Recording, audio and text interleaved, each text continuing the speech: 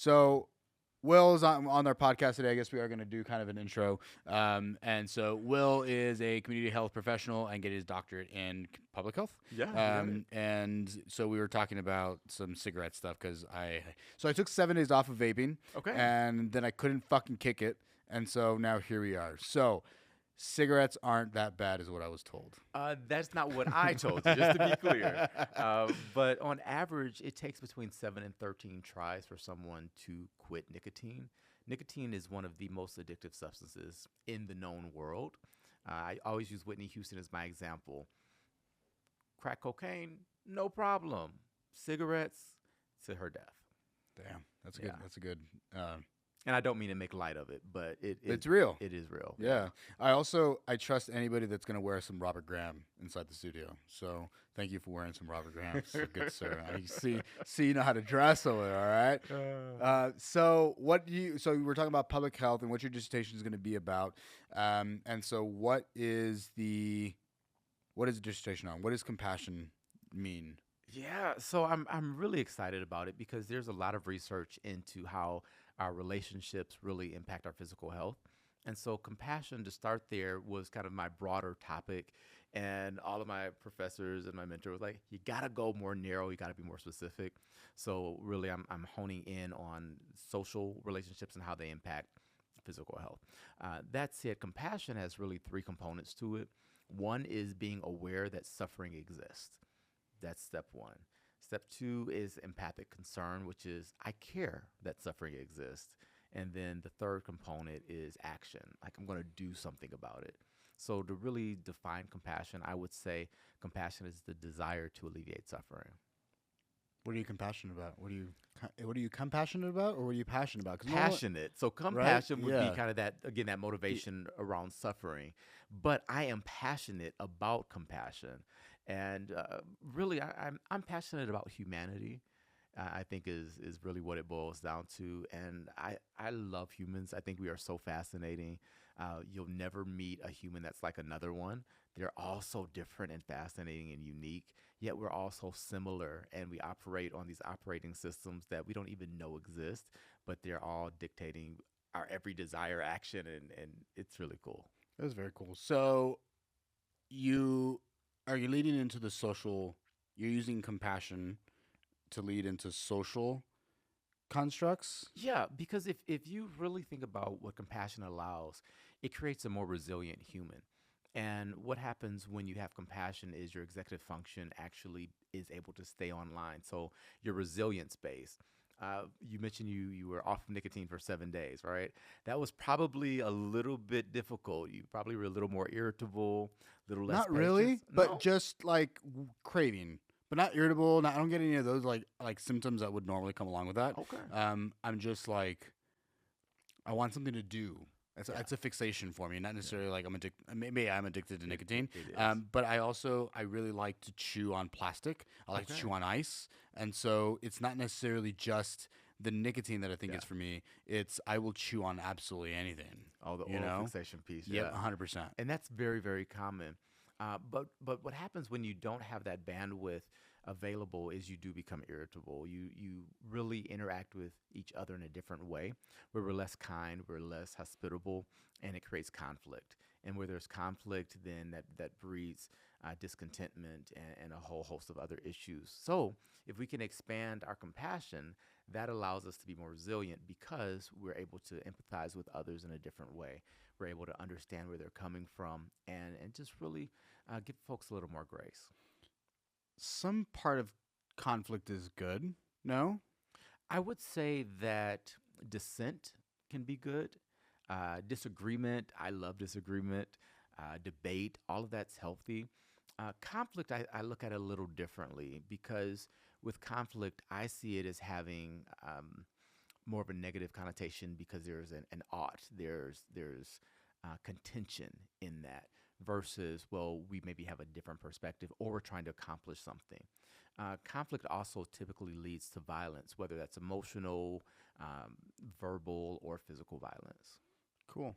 What does a public health professional do? What does that mean? Oh, that's a great question. So it ranges from I mean, epidemiology, which is really studying disease processes and all of that, to mental health, to city design. So, how we design the places where we live, things like streets, making sure that you have bike or pedestrian lanes, things like that are all part of public health. Right now, we have a lot of conversations around vaccines and immunization. That's public health. But tobacco cessation and addiction is also public health. Washing your hands, like all of it. Uh, Racism is public health. So I mean, you name it, and it just about falls into the category.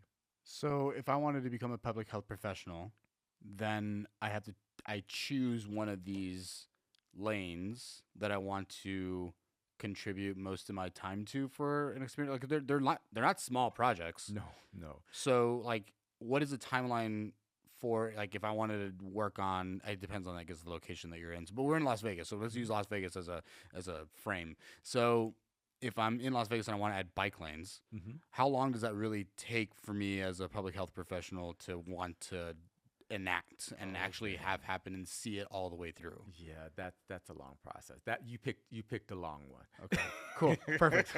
Why so long? Because there are so many facets. You've got the policy aspect where there you have zoning you have to think about in that. Then there's just the length of construction. Neighborhoods are able to dictate kind of what happens in their space, and a lot of folks don't want change. And so even if it's good change, they're like, not in my neighborhood. We're fine the way we are. Just leave us alone. So bike lanes is a tougher ask. Henderson is doing some really good work, as well as North Las Vegas, because they're building newer neighborhoods and it's kind of built into the blueprint. So that's easier than going back and kind of retrofitting. But to answer your initial question about how long does it take to really get into public health, there are so many ways to enter the field. You have community health workers, which you can get a certification within a number of weeks to be a community health worker. Okay. And then if you want to go like the epidemiology route, 6 years to get that. I'm in social behavioral health, and my program is supposed to be 5 years, but we're aiming at 6 or 7. It sounds like a little bit longer, right? Right. I do work full time, so I Yeah. give myself some slack because of that. But I mean, it's a wide ranging field. Health education is also a facet. So if you have an interest, whether it's educating kids or adults or seniors, you can enter the field in that way as well. When I went to Singapore, there were these really cool. We did like a little tour, and while we were on that tour, inside one of the malls that we were in, there was a group of ladies that were all retired. I think like 65 plus was like the age, like minimum was 65, and they would host cooking classes once a week, Okay. and they would feed the local community by everybody getting together. They learn a new skill, and they have community. I love it. And I would love to see something like that here, and I don't know that we have stuff like that, which makes me a little sad. I feel like, Yeah. like in the United States, we're a little bit behind in some areas, which is so weird to me because we are so advanced, but like not really. Um, but I like, is that ever a potential? Are there places inside the states, inside the 50 states, that are actually utilizing or practicing something like that? And are those opportunities existing here in Vegas? Yeah, they're right here in Las Vegas, and I'm thinking of the YMCA as a initial starting point. But what you remind me of are actually blue zones, which are areas where folks tend to live past 100 at a higher than average, we'll say, rate. And part of that is that social connection. Their diet has a lot to play with it. Connection to a higher power or purpose has a big part to play. Physical activity, they're more active, they stand more frequently. So, I mean, if we could get that embedded into our culture, it would help us in so many ways, bring down healthcare costs more generally. And I think that's one of the things I love about public health is we're not just about treating a condition once it presents. It's how do we keep you healthier longer? And if we keep people healthier, it's cheaper for everybody. The quality of life is so much better. I think about my mom, who is, I won't say her age because she would absolutely be so upset, but she's older than me. There you go. And, but when people look at her, they're like, is that your sister? And it's because she's taken good care of herself over her lifetime. And it's part of it's genetic. We're very fortunate as a family to have good genes, but also she has really amazing social relationships. We've got a very tight knit family, and we do family meals. So instead of going out to eat all the time, or we do the fast food from time to time, but oftentimes we'll eat as a family together. And what research is showing is what you eat is important, and how you eat is almost equally, if not more important, because the food, the way it's processed in the body, actually changes depending on your emotional state. So there's some really Tell cool me more. research about. So, like when I was growing up, my parents did it all the time. Every single day, and I don't really understand how they did it. We would come home 4 o'clock. My parents get out at 5:30. They're both working, mom, dad, and maybe sometimes dad is like he's a SWAT team guy, so he was kind of sometimes not even there at 5:30. Like maybe we didn't see him for the rest of the evening, but every single night we sat at the dinner table. And growing up, I hated it. I was like, oh, what a drag. But the thing that made it nice was that we had the opportunity to, like, all right, it's my turn to watch TV. So Ben's days is Thursdays, mom's days are Fridays, whatever, right? So we all had our own day. We could choose whatever's on the TV. But it was mandatory that we talked about our day. We talked about highs and lows for the day. And then we would all have a meal together. I don't know how they did it because now I'm an adult and I couldn't imagine, like, I barely do that for myself. Imagine doing that for kids. Like, what benefits does it bring in what different emotional states? How does the body process food? Yeah, well, first, I just want to say that I think that time operated differently back then because my parents were very similar. My dad would leave at 4:30 in the morning to start work, and he'd be home, and somehow he cooked dinner. Like, I don't know how, because I get home, and I'm like, let's just order because I'm exhausted. But that said, when you're in a happier state, when you're more contented, then the body just processes it. And I'm investigating this, so I don't have all of the information as why or how.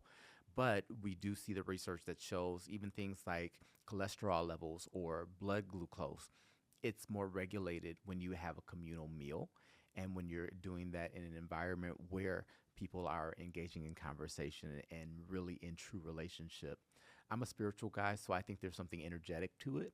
And I think that there's something beyond what the physical science can show. That said, the physical science is proving this out in a number of ways. And we understand that our head is connected to the rest of our body. And so that regulation, our mind and our brains are actually different things. And both of them can work in tandem to create better health outcomes for us. How fun. Little things like, okay, so what does the YMCA do? So I'm interested in like bike lanes still for whatever reason because I think we're not going to solve bike lanes today. I'm sorry.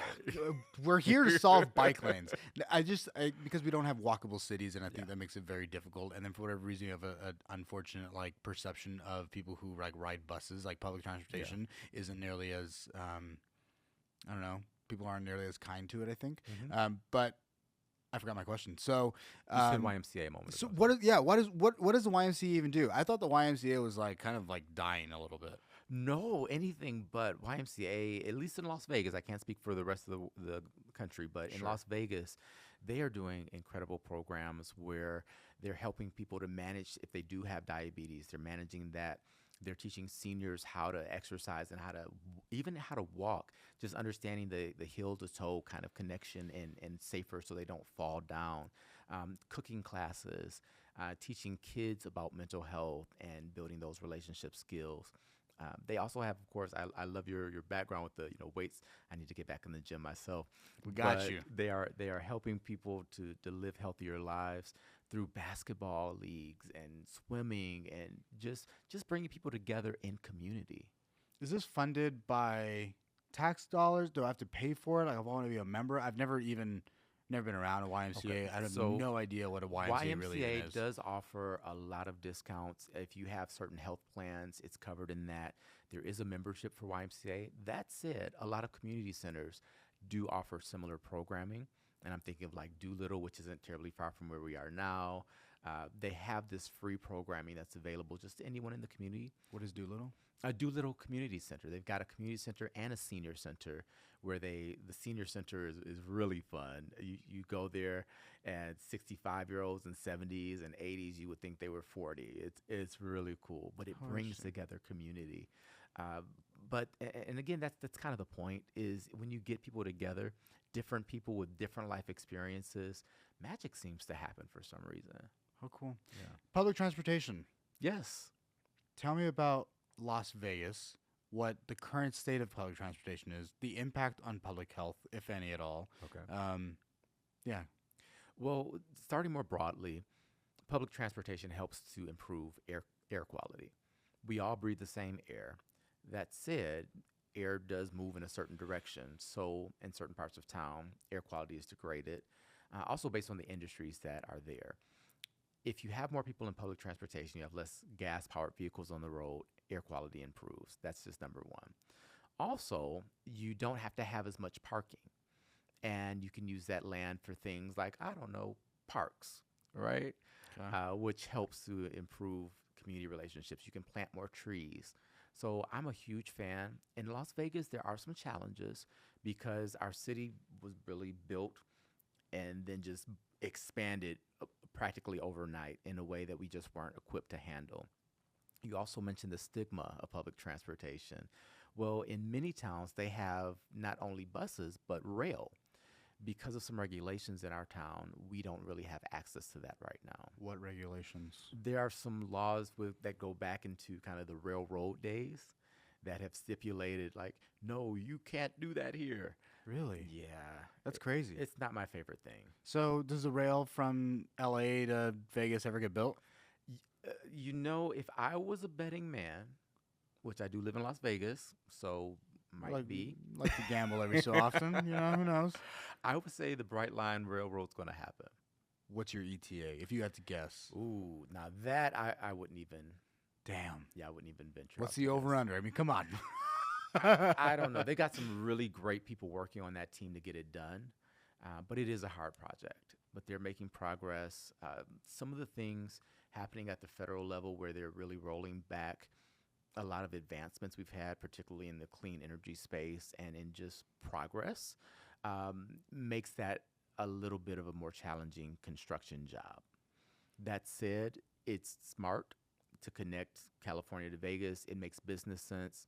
It makes economic sense. It makes environmental sense. And I think it's something that the community does desire. Oftentimes, we don't really know what's good for us. I think of the idea of if you go back in time to when folks rode horses, you say, hey, how do you want to get from point A to point B faster? They'll say, well, give me a faster horse. Well, it's kind of the same thing here. How do you want to get from point A to point B? Well, we need more lanes on the road. Or maybe we need a railroad. I feel like having a tram would be really nice. I mean, if I looked at Japan or anywhere like in Asia. Or DC. I mean, yeah, I've never been to Chicago. DC, but yes. It's so many. I think of the subway system in New York. I mean, these are really ancient at this point, technologies, but we just don't have them here locally. And I think that would improve quality of life for a lot of us. I am a huge advocate for that New Year's Eve celebration on the Strip where they actually close it down and it becomes a pedestrian walkway. I don't know how feasible it might be to make that more frequent, but it's a great time.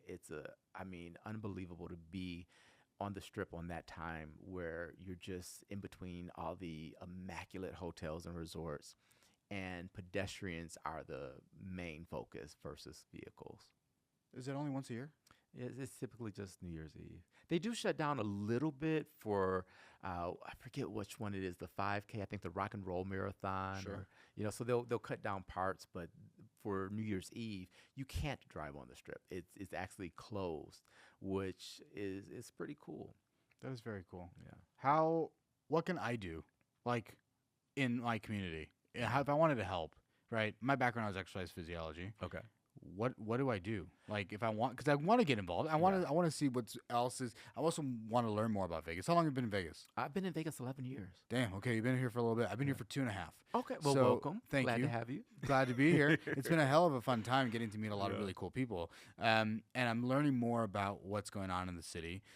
But in the public health world, the world that I am maybe most passionate about, I know very little about. Yeah.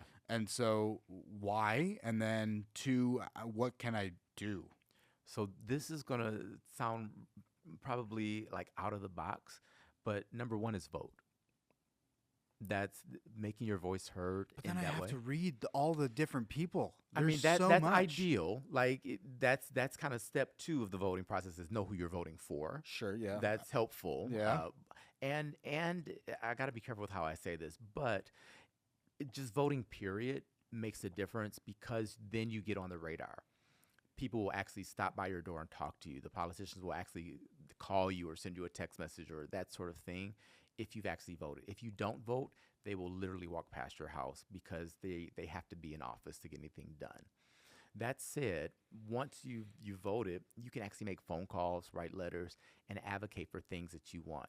Show up at the city council meeting, give public testimony where you say, hey, I don't really know how to make this happen, but I think we need bike lanes. I just want to put that on record. I was told Will Rucker said it's easy to get, and we need bike lanes in Green Valley. It's where we want them. Oh my gosh! Yeah, you can say that. They might put you out if you use my name, but that's okay. Yeah, but having those conversations is really important. Another really impactful way is honestly just getting to know your neighbor. Just stepping next door and say, hey, I live next door to you. I'm Ben. Nice to meet you. And if you need anything, let me know. Because if you have a relationship with the person next to you, then they're not as foreign anymore, and you can work together, and you might discover you have some common interest. And when you put 2 or 3 people together, you can get a lot more done than just having one person to do it. The last thing I'll say on kind of how to build this movement and really move the needle forward is kind of what you alluded to with understanding the issues. Get educated, understand what the barriers are, because there are a lot of great ideas that exist. There are a lot of things I would love to just flip a switch and make happen, but the practicality of it is prohibitive. It's hard to get things done. We are a community that's integrated, whether we like it or not. We're interconnected. One thing affects another thing, which affects another thing. So while your goal might be, I want a bike lane, what are the 10 other consequences of adding that bike lane going to be? Yeah. And is it going to be a net positive? Is it going to be neutral? Or is it actually going to cause more harm than we intend? So you have to consider all of those things as we go through the process. So getting educated is a huge, huge help. Yeah, I don't know anything. Yeah. I know some stuff. I know about stuff in my lane. Yeah. But there's so much out there. Like, how do you even get started? Yeah. I guess Google, right? What's going on? Google is great. I would say Google Scholar is better. Sure. Yeah. It's a little different. But, I mean, again, I'm a fan of local libraries. And joining a book club and just reading, like, hey, what's the latest book? They make books on tape now. Oh my gosh, I sound so old. Books on tape. They have audio books now. Yeah, we can cut it out so they don't know. That's good. But yeah, you can listen to an audio book or podcast. I love that you host this. It's about getting information, and then also, I think in this day and age, it's incredibly important to get education from vetted sources that aren't just. And I don't mean this negatively, but the podcast bros have kind of created a challenge where everyone has a platform now. But just because someone has an opinion doesn't mean that it's an informed or accurate opinion. All feelings are valid. Not all information is accurate. All right. And so make sure the people that I bring on are credible. Yeah, credibility is important. And understanding the slant that each person brings. In my field, we can have 10 experts in a room, and all 10 of us will have a different perspective on the same data. And that's just the reality, because science evolves, perspectives evolve, and context evolves. So what was true 10 days ago may not necessarily be true today. That seems like a really difficult thing, because I could post this podcast today, and then tomorrow, it's apparently very easy to get bike lanes. And it very well could be, because something could get passed, or like we're talking, I don't know about, like, I'd be interested to learn a little bit more about like the public school systems, like food, either education or just what's provided. But like that could change, and then all of a sudden my podcast is no longer valid, which is kind of frustrating. But so like, because Nevada's school system is not very high on the ranking system. Mm-hmm. I think like number 49 out of the 50 states or something like that. Somewhere in that range. And so because I grew up in a very impoverished area, and I think 98% of our population inside of our school was below the poverty line, we always had free food. Mm-hmm. And so what I assume it's probably similar to here inside the public school system, and maybe I'm wrong, you can correct me. But what is the education or the food quality that is being provided to students now here in Las Vegas? Yeah, I mean, our school district does a great job of really doing the best they can with what they have. Sure. I forget exactly the budget they have per student, but it's absurdly low. And you have requirements that you have to meet in order to get federal funding. And it's hard. So we But don't have federal funding? no, we do. Okay, But we to do. be able to qualify for that funding, you have to meet certain macros, basically. Okay. And I applaud them. I've actually had them on my show, the head chef of the Nice. CCSD. No way. And so I have a deep admiration and respect for it. That being said, feeding kids shouldn't be controversial. Right. That's a simple one, I would say. Yeah, it really shouldn't be. And what happens, and again, I do a lot in the social behavioral space. If you give some kids free lunch and others are paying for it, the kids that have free lunch are now marginalized. Yeah. And so it creates just a problem all around. So just give all the kids the same thing. Yeah. That said, there are a ton of great programs that exist to supplement food. And when you have access, information is access. When you know where to look, you can really make do. But again, it's hard. I think that's where I'm tripped up on. It is just hard. What is easy? What is like a way like bike lanes are hard. Sounds like food is hard. I mean, parks are hard in this area. Trees are hard in this area. Yeah. Like we have less and less grass. Mm-hmm. So what is a low-hanging fruit, if you will, for an easy way to create a significant impact in the Las Vegas area? That's a really good question. I would say the thing that the community most agrees on right now is that youth mental health is a crisis. And so activating around helping our youth is the low-hanging fruit. Getting them equipped to deal with the social media realities. I think it's unrealistic to expect that social media will go away or that kids will not be drawn to it. But giving them the tools to be able to navigate it safely and healthily is low-hanging. I think another area is education more broadly. As you mentioned, we don't rank very high in any category, to be frank. Health categories, economic status, all of that, we're on the bottom. What was the zip code that you said that was one of the lowest? 89106. 89106 Yeah. is, and say what is the stat? That's the historic West Side. That's where you have one of the lowest life expectancies in the nation. It's crazy. Yeah, All right, and particularly for Black women. So, Wow. We're low in a lot of areas. yeah, we are low in a lot of areas. There are some great parts of the valley that have amazing resources and are just different, right? And we have a lot of work to do. So there are some great schools, and I get to visit a lot of schools, and I've never been to a school that didn't have great teachers. Just across the board, whether it's a Title I school or a private school. The teachers are fantastic. Most are there because they care about the kids. It's certainly not for the pay. And most of them are extremely passionate and dedicated. That said, they're also highly under-resourced. And so if you only have textbooks that are 10 years out of date, or you're trying to bring pencils and pens into classes out of your own pocketbook when you're struggling to pay your own rent, which is way above what it should be, it makes it very, very difficult to be effective in the classroom. Yeah. How can we change that? Well, we can get engaged. There's an amazing program called Dads in Schools that is always seeking volunteers. And it's not just for men. It's dads in schools, so they want the dads to show up and have that male presence. But anyone can volunteer and show up. They put on referee jerseys, the black and white, and stand in the hallways, give the kids high fives, tell them they're doing a great job. And it's proven to bring down school violence and increase morale.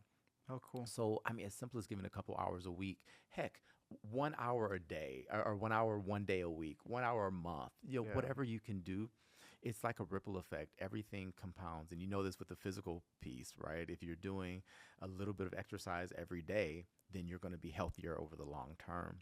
And it's the same with the impact we have on our communities. If we give just a little bit consistently, then we'll see notable improvement. I want that link. I think. Yeah. I've always been interested in like I think it's called Big Brother Big Sister. Yeah, that's a great one too. I've always been interested in just getting involved with the Boys and Girls Club, just doing something like Okay, I've got to interject on Boys and Girls Club. talk to me. I'm such a huge fan. Okay. Shaquille O'Neal, shout out to Shaq. He is building a new Boys and Girls Club Here in Vegas? in Vegas. Wow, It's how cool. It's a complex, actually, and it's going to be fantastic. It's in a part of town that really, really needs it. It's between like two middle schools and like an elementary school is down the road. How cool. It's in the perfect area to reach some kids that just need resources, and it's going to make such a difference. But the Boys and Girls Clubs, they have music education and I mean, arts and crafts and just so many different programs. Sports, of course, especially with Shaq involved. It's incredible. That's where I first got introduced to basketball when I was growing up. We Yeah. had a Boys and Girls Club that was nearby. Both we had two different ones. We had one nearby like the high school. That was the actual like gym, and then we had another one that was a little bit further down. That was like half of a gym, and then like it had probably some classrooms and stuff in it. And that's where I first got introduced to like having friends in like in a sports setting, and it was outside of school. So it was a little more relaxed. I think. I think it challenged some interpersonal skills, especially as a kiddo. Like like a very impactful time in my life that I still remember to this day. And so I think that there are a lot of ways to get involved, but I don't necessarily know that it's always the easiest to get involved. I think unfortunately some of these places like you'll reach out and then just don't hear from people sometimes, and that makes it really, I think, disheartening. And so I think finding good organizations that are there that are like, yes, come on, like come and help, willing to respond, willing to text back or call, whatever it may be. And so like dads in school Yep.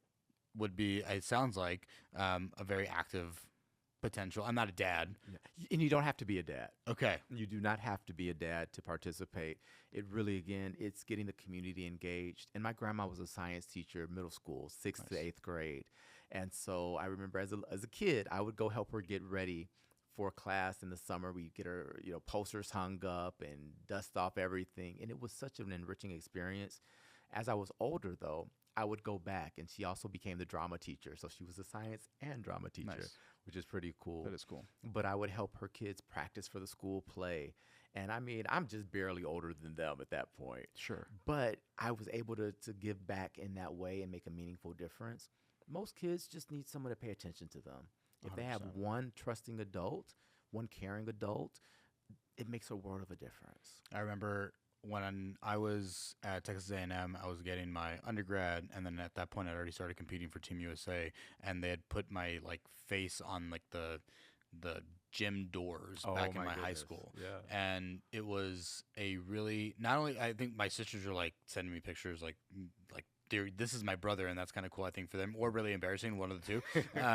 But it was, I would get invited, and I would go back every Christmas break and do just like a powerlifting seminar, teach a bunch of kids, and we ended up having like several kids who end up going on to go compete for either, we had one end up going to compete for Team USA, and we had another couple that ended up with either national championships or just going to college because they were like got a half scholarship to go to powerlifting and go compete. And so I think like being able to give back, I've seen it personally, has such a massive ripple effect that's like really kind of beautiful.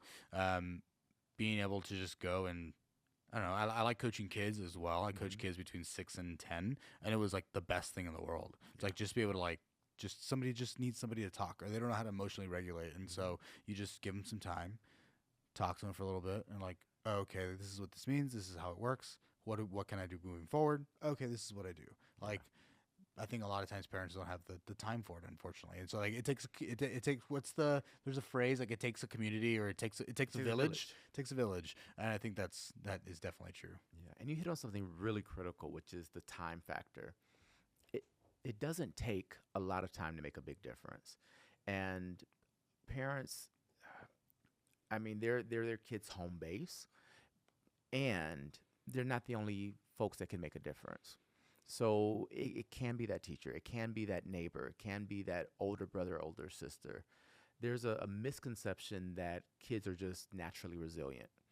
They are to a degree, but what happens is when they experience traumatic events, that compounds over time. And if there's not help to deal with it, then it manifests in unhealthy behaviors and actions. And trauma isn't like a broken bone. It doesn't just heal and now you're fine. It takes some work, some repeated work, some intentional intervention to really heal it. But if we can start when kids are young, if we can give them those resources, if we can give them love. I mean, that sounds probably really cheesy, but it is what It's it true, is. man. If you can give them love, then they'll turn out to be better adults who then create better kids, right? So it's a cycle, it's a system. And I think we have such an opportunity right now because we're at such a point of change with the advent of AI everywhere, with the government being in a state of transition. We have an opportunity to really make massive change on a scale that we haven't seen in quite some time. And if we do this right, then we set ourselves up for a beautiful, beautiful future where the time factor is no longer a factor because we don't have to do the labor that my parents had to do and that I have to do. But we can actually do the thing called being human together. We can actually spend time telling each other stories and getting to know one another and imagining together because we're not weighed down by having to work 2 and 3 jobs and also while trying to raise kids, while also trying to go to school yourself. Like all the things that so many people are struggling with just won't exist if we do it right. If we do it right. Yeah. And where does it, like, where does doing it right start? Like, I think I mean, the kind of going back to what you said, I guess, was like getting to know your neighbor. Mm-hmm. Just go next door and Yeah. talk to your neighbor and introduce yourself. That sounds like a really easy way to start That- for someone that at is home that's listening. Yeah. You know, like that could be very, very simple. I'm gonna put my phone on Do Not Disturb because I have a meeting here a little bit, and it's Okay. giving me a bunch of It's like, hey, we need notifications. you in the Yeah, meeting. we need you to move, buddy. So they'll be fine. I really enjoy this because I think I'm learning a lot about some good opportunities that hopefully I can get involved with. Did you have someone in your life that like was that person in that village for you? Oh my gosh. I am so blessed, so fortunate, so privileged because I didn't have just one someone. So I grew up in a two-parent household. My father was a business owner, and my mom worked in corporate where she had a great career. And so, what did that mean for me? It meant that my dad showed up at my recitals, and my mom was able to take me to all my rehearsals. I was really fortunate. In the summer, I spent that with my grandparents. I actually had great grandparents that were living. So I would spend a week with my dad's parents, a week with my mom's parents, a week with cool. my grandma. I had aunts and uncles. I had neighbors that were really good people that invested in me. I had teachers that I'm still in contact with to this day. It's cool. That my fourth grade teacher actually, she's one of the best people in my life to this day. And she'll send me a letter. I'm just proud of you, what you're doing. So I really had a lot of folks to pour into me. But I will say to identify one, it was my great grandma because she was there with me during the school year when my parents were at work. And I was with her most of the time during the summer when I was out of school. And so as a 5-year-old, as a 10-year-old, I'm in a senior citizen building with people that think I'm like a toy because I'm a kid. And they're like, oh, you're probably my grandkid. So I'm just being loved on and poured into and cared for. And I think that helps with the work that I get to do today and why I have the capacity to give in the way that I do. I'm not to the status financially where I'm giving at the level I'd like to, but certainly I give to my capacity with my time and with what I hope is wisdom and information and that sort of thing. Cool. So you had a lot of people. I had another question for you that has also left my brain. It was in relation to why'd you choose this route? Why'd you go down public health? Why this? Yeah. I actually, my dream as a kid was to not be a Las Vegas showgirl, but to be a headliner. Okay. If anybody's seen Sister Act 2, you get the reference. But I really did like that. And it's still my dream. And I get to live it in certain ways. For example, I'll do weddings at Treasure Island as a pirate. Nice. And people are walking by on the ship, and so they'll stop and watch the quote-unquote show. So I get to live it in small ways. Cool. But really, the life that I live, I say it found me. It was really a calling and something in me from birth. As a very young person in elementary school, my science teacher grandmother on Earth Day was like pumping gas. And I'm like, you're not supposed to pump. It's too hot. It's the ozone action day is actually what it was called. The news media just happened to be there, interviewed me. And I'm like, my grandma knows better. We've got to save the planet. Wow. So from a very, very young age, I've just really cared. And I think that's because people cared for me. And so right now in public health, because it's so broad, again, I have a very spiritual background. I was a pastor for many years. And it's one of those things where I'm just trying to make a difference, to do the little thing that makes a big difference. Because my belief is we're not just a drop in the ocean. I believe we're ocean in a drop. And so what we do actually does matter. And if we live compassionately, the entire world is a better place. Change really begins with us. You're a pastor for many years. You look like you're 25, dude. I am 25 with some experience. Man, that kind of make you look good. Everyone's like, man, you sure he's been a pastor for a long time? That's fun, dude. How'd you get involved with, I think you're involved with the university here, or the college here. What? I'm a student. That's my involvement. Well, I'm also on the board of the School of Public Health. That's what I'm saying. Yeah. Like, so, like, what do you do there? What do you do with them, or like help them with, or what does that mean? So, I mean, as a student, I'm just there to learn. Yes. On the advisory board, what I do is help with. I mean, it costs a lot to run a university, so helping to fundraise for that, but also investing back in other students and being a mentor, showing up just to lend support for programs and visibility, advising on, well, hey, here's a community issue. Here's a way we can approach this. When things happen, being a response or providing a response for that is really how I help out at the university level. What was a project that you got to see all the way through that really like hit home for you? So, and I'm not picking on you. I promise when I choose this one, I'm not. Tell me. But helping UNLV to go smoke-free as a campus. Cool. And so when I first moved to Las Vegas, about making a long story long, I got involved in tobacco cessation and working with the American Lung Association and the health district. And so we tried for years and years to really get that campus smoke-free. And shout out to Keith Whitfield, former president of UNLV. He's the one that signed on the dotted line to get it done. But we had to engage the student body and get hundreds and hundreds of signatures and go before folks and say, hey, this is something, here's why, here's the health impacts, and here's why it's legal. Like, you're legally able to tell people they can't smoke on campus. Why?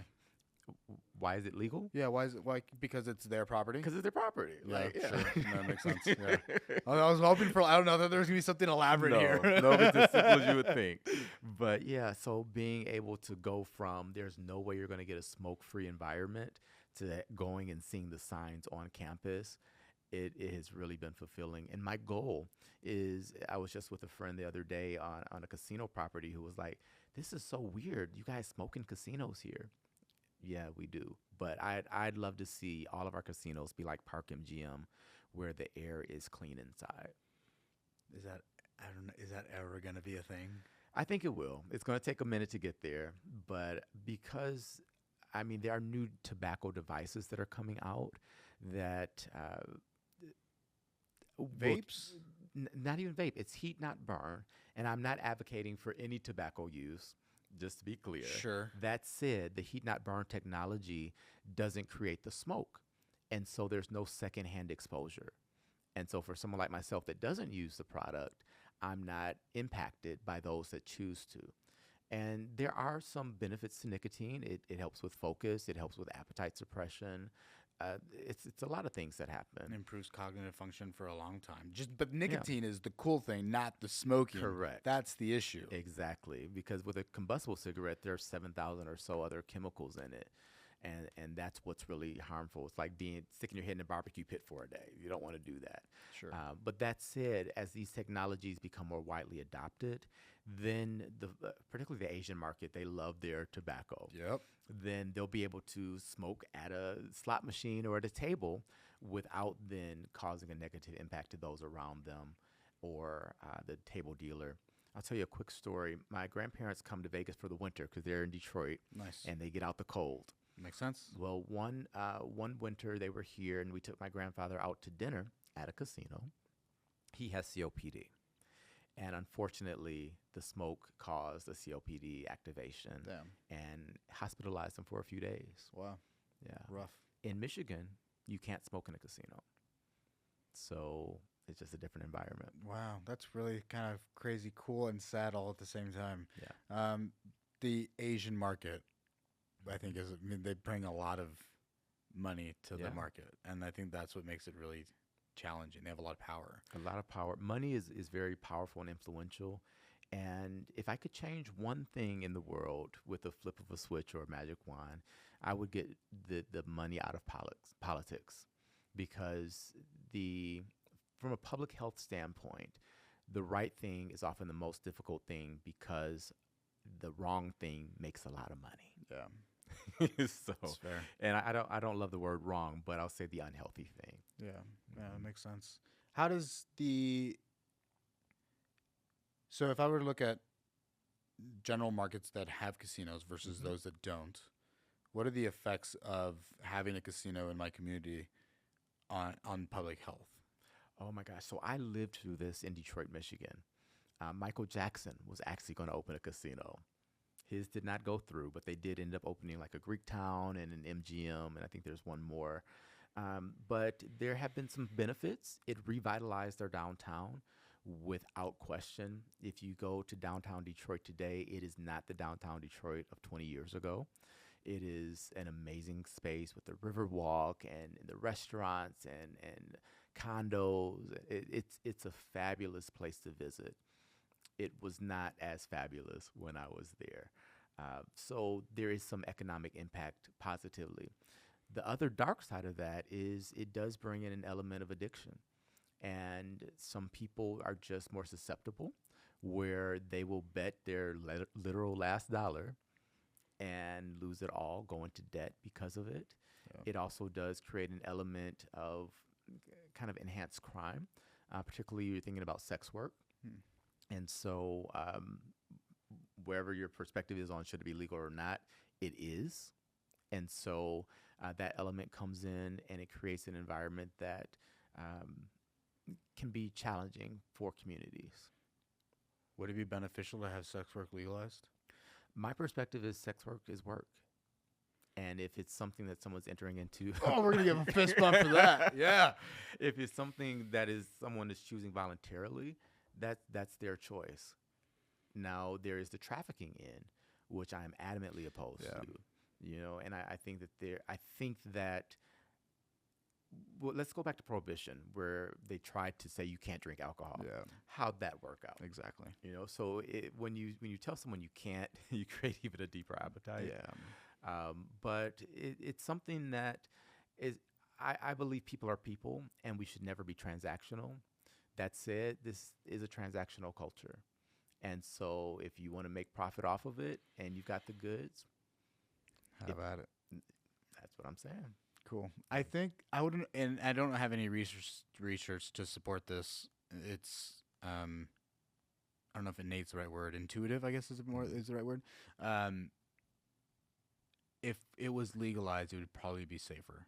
Absolutely. For And the everyone data around. does bear that out. Absolutely, without question. I would like to see it legal one day. I mean, I know it's legal in Pahrump, right? I think so. In Yeah, like the certain Chicken Ranch or yeah, something. the Chicken Ranch. And I think I had a client that was talking about this to me yesterday. Chicken Ranch, and there's another one, Sherry's Ranch. People are gonna traffic no matter. Like, it's gonna happen. And so if it was just legalized in this, especially in such a place that is all about kind of gluttony, I would imagine it provide some people some safer places, more consistent testing, maybe less likely to get involved in some shady situations for some sex workers that are involved. They unfortunately have maybe not so good experiences. I think it could provide a lot of more benefits than it could provide harms. I agree. And one of the challenges is the broader category of sex work is, I'll use more of a heteronormative story, but the woman is like, hey, I need my rent paid this month. You want to come by? We don't consider that prostitution, but it's an exchange. And We don't consider that prostitution? no. because it's her man, or she's getting taken on a nice date. Oh, okay. I see what you're saying. Yeah. Okay. I see what you okay. Pay my phone bill. Got it. Okay, I see what you're saying. Yeah, but it's just treated differently because it's a cultural norm. So I don't like that as much. You saying that makes me feel uncomfortable about it for some reason. Like I don't know why it makes me feel uncomfortable, Yeah. but if we're willing to allow that, Mhm. then what the fuck's going on the other exchange? It's Yeah. two mutually consenting adults. Why does it need to involve anybody else? Absolutely. It makes me upset a little bit. Yeah. It's fascinating to me. And I'm going to switch the topic just a hair, but HOAs. Yeah. People will choose to live in an HOA environment where they pay a ton of money for people to tell them what to do. Yeah. But then if you want to have a public tax system, they're like, don't touch my money. Taxation is theft. So we have a lot of these kind of paradoxical or even hypocritical values that exist in our culture. And it is just the nature of humans, which is why I'm so fascinated by us. Because when you recontextualize the same thing, suddenly we're okay with it. How interesting. I never really made that comparison. That's a really cool comparison. Yeah. I hate my HOA. I do too. So You know, much. my HOA, my landscapers come every Wednesday at 9 a.m. And yet somehow the HOA came by and took a picture of a pile of leaves by the side of my house the day before the landscapers were there. And sent me this nasty note telling me I'm a horrible person because I have leaves in my yard. It's awful. Oh, that's crazy, man. That is wild. We have a little gate, and behind the gate, they got mad that we had like dying plants, and I was like, you know what?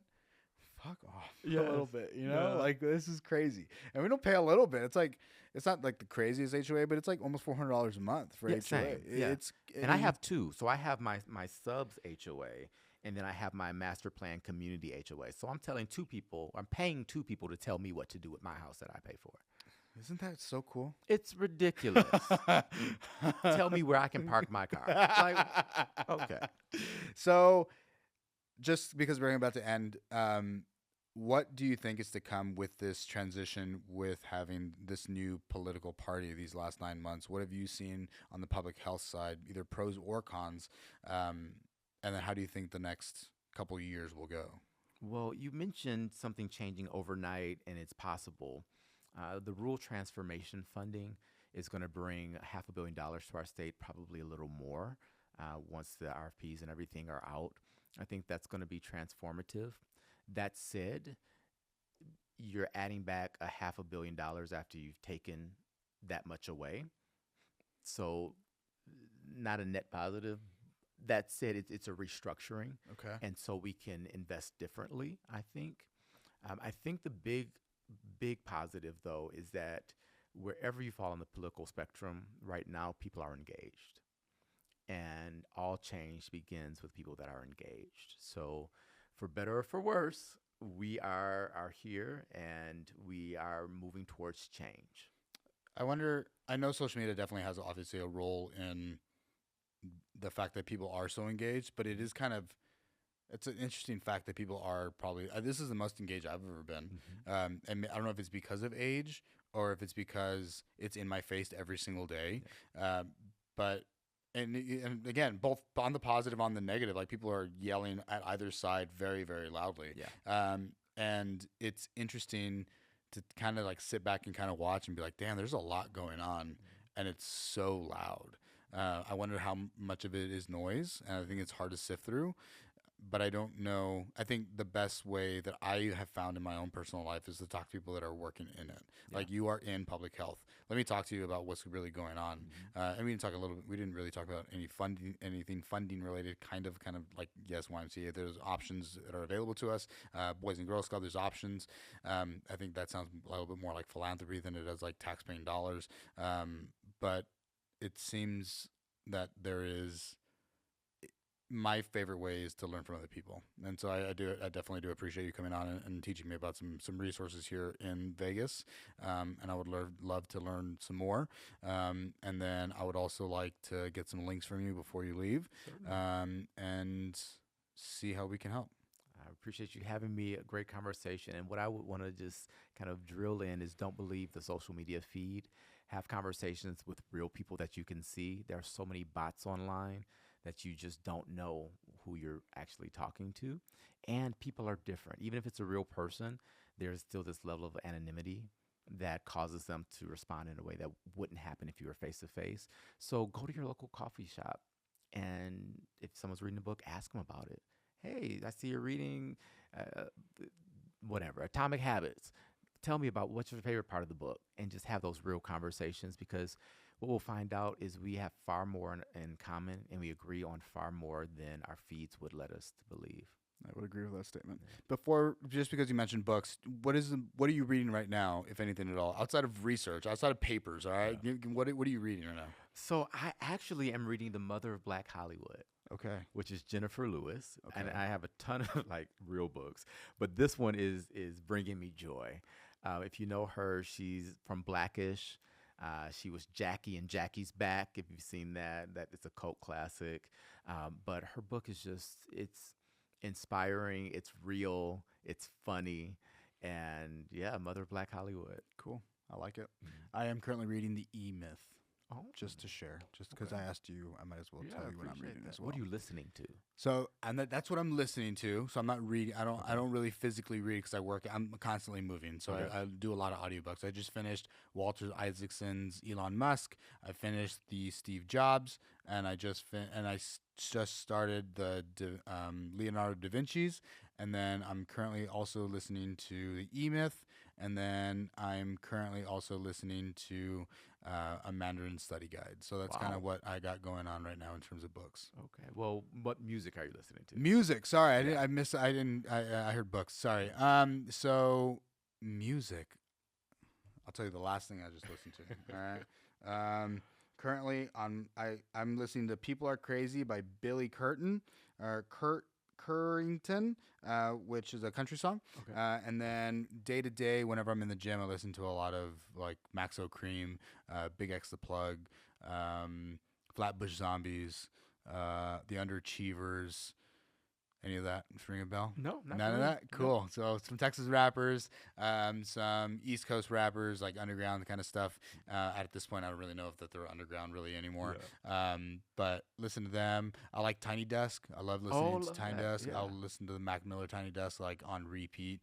And then I will also listen to Tyler the Creator, Billie Eilish. I mean, we I got do know those names. I don't know any of their songs. What do you listen to? What the fuck? What do you listen to? Well, from a rap perspective, I'm still listening to Lauryn Hill, Miseducation. Like, Cool. All right. All right. so Cool. that dates me a little bit too. But You're 29. We already said this. That's No, right. I mean, Yes, come on. that's Yeah, right. yeah. But no, actually, right now I am listening to a new record. It's "Here for It All" by Mariah Carey. Okay. Yeah, All so right. I'm really loving that. And we are approaching the holiday season. We are. So I do have my pentatonics out, and they're entering my playlist. Nice, nice. I like. Do you ever have like 45s? Do you ever have records? Do you? I do have records. Nice. Yeah. You ever put them on? What's the most? What is your favorite record that you have? The most recent one was Purple Rain. I had that Okay. on the vinyl. Beautiful. But Michael Jackson History is one of my favorite. I've got the Really? 2 discs. Is it 2 discs? It might be 4 discs, but or records, Yeah, LPs. yeah. And that one I just because he's my absolute favorite, so I listen to him all the time. How cool. I just got Atmosphere and then ASAP Rock. Okay. Yeah, yeah. Those are my two that I just got. All right. That's about it. Sometimes I'll just go to the store and just like sift through, and whatever the coolest cover art is, that's what Right. I'm buying. Yeah. I don't even know who the fuck it is. I'm Mhm. just like, yeah, that sounds cool. There's so much great music out there. There's so much great music. It's crazy. Yeah. All right, we got music because we're on this, and I know I have to go, unfortunately. But TV shows, what are you watching right now? Oh my gosh! Right now I'm I can't think of the name of it. It's there it goes. Abbott Elementary. Abbott Elementary. Yes, What their is new it? season just started with is it Keisha, something like that. She's this little short lady, hilarious. It's got the guy that played Chris Rock and Everybody Hates Chris. Okay. And it's my show right now. I love Abbott Elementary. I kind of watch old shows, so I'm dating myself on this podcast. But I start my mornings with Saved by the Bell. Wow, dude, that's crazy. You're wild. That's cool. Yeah. That's fun. Because I asked you, I'm going to tell you mine. Dark is what I'm listening or watching right now, Okay. which is a Netflix series on. It's a German series, and then just finished another Argentinian series. I forgot the name of that one. You're so cultured. I love it. I like watching like pictures from other Yeah. other countries a lot, just because I think that there's unique perspectives and unique storytelling that we see the kind of the same things here, but they might have a different turn or take or something like that, and I like that a lot. Lots of subtitles, but that's okay. And then Sakamoto on anime. It's an anime show on Netflix, and then Ozark. Oh, Yeah, I just started Ozark. okay. I've heard Succession is really good, so I need to apparently watch that one. The Monster, the Ed Gein story. Okay, No? I'm not familiar with that one. Ed Gein is the guy who Texas Chainsaw Massacre is based off of. I'm going to recommend You. You. Yes. Ooh, I feel like I've seen in like the cover art for this. Tell me about it. It's Netflix? Netflix. Okay. And it's a long storytelling arc, but it's so good, Okay. so intricate in the detail, and it's a thriller. All right. Yeah. Fall of the House of Usher. Okay. Have you seen it? I've not. I recommend it. Okay. It's an Edgar Allan Poe thing. Oh, nice. It's really good. Really good.